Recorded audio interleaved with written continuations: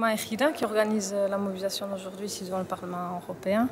Ejida en fait est né en février dernier et c'est un mouvement qui s'occupe du soutien des réfugiés et prisonniers politiques basques et qui demande bien entendu la libération des prisonniers et réfugiés politiques basques dans le cadre du processus de paix enclenché actuellement en Pays basque.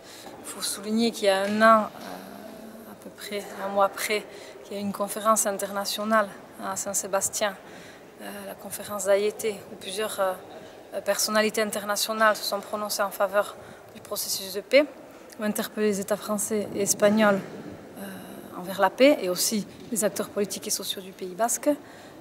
Suite à cette conférence, l'OTA a dit qu'il arrêtait la lutte armée.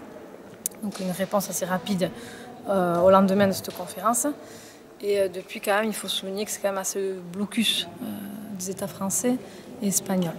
Surtout au niveau des prisonniers politiques basques, car il n'y a aucune avancée sur leur situation.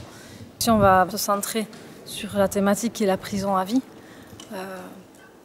les trois grosses thématiques qu'on travaille en ce moment-là, on part bien sûr, notre revendication finale est la libération de tous les prisonniers, mais là on essaye vraiment d'aller par étapes. Et donc les prisonniers malades, la fin de la dispersion et la sortie de tous les prisonniers conditionnables qui ont la doctrine parole, la perpète, etc., qui sortent vu qu'ils ont fini leur emprisonnement.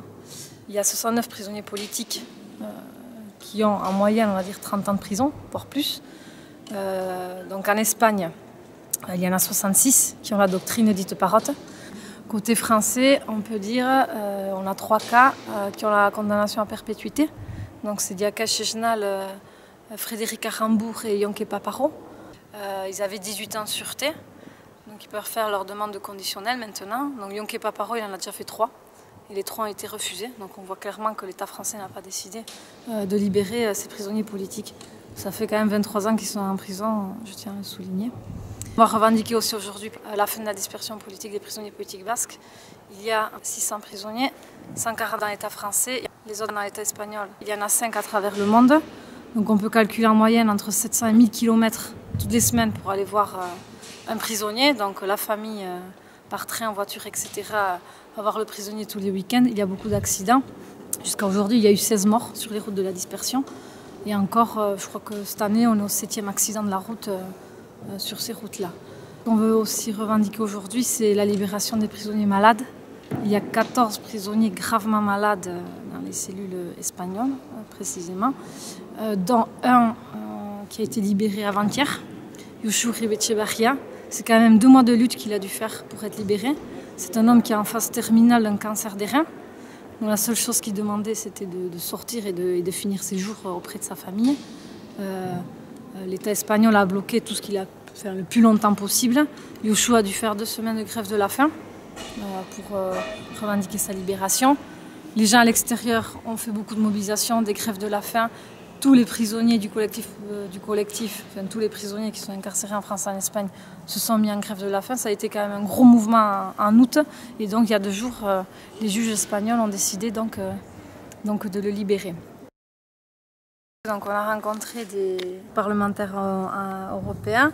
La première a été Martine Anderson, donc parlementaire irlandaise donc du Sinn Féin. Donc ça a été donc mercredi. Suite à ça, on a rencontré Ana Miranda, qui est une parlementaire galicienne.